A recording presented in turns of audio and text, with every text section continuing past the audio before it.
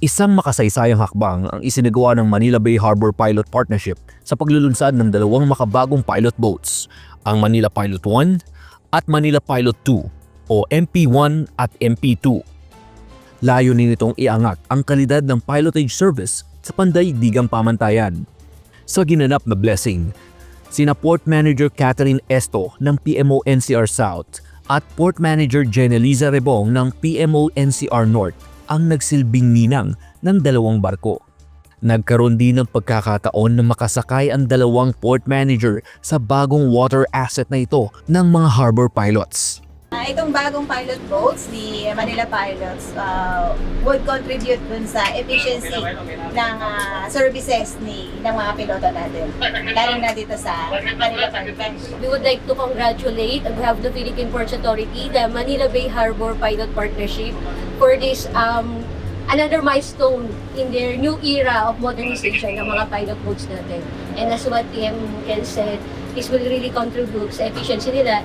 And sa ngayon, may pagmamalaki na natin sa tuwing lalo that international vessels ang kinikater natin dito sa Manila South Harbor. Parang nakaka-proud na moderno na yung ating mga pilot boats. So again, congratulations sa BHP. Congratulations, Manila Harbor Pilots! Ayon sa Manila Bay Pilots Partnership, matapos ang mahabang panahon ng paggamit ng mga lumang bangka, ngayon ay pinagmamalaki na ng mga harbor pilots ang kanilang bagong kagamitan. Having this MP1 and MP2, parang naboost ang moral namin. Comfortable kaming magserbisyo, kahit maalon, mahangin, madilim, o di kaya masama ang panahon.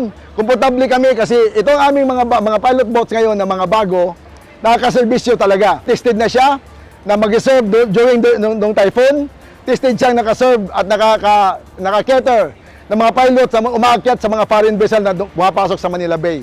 Ang MP1 at MP2 ay may 300 horsepower engines, gawa sa aluminum hull at kumpleto sa world-class equipment. May air conditioning pa para sa mas komportabling serbisyo ng mga piloto. Kayang umabot ng 12 knots ang bilis ng bawat bangka, malayo sa dati nitong bangka. Ipinagmamalaki rin ng Philippine Ports Authority ang proyektong ito ng mga harbor pilots para sa patuloy na pagsasaayos at pagmodernisasyon sa pantalan. Paul Kalayag para sa PPA TV.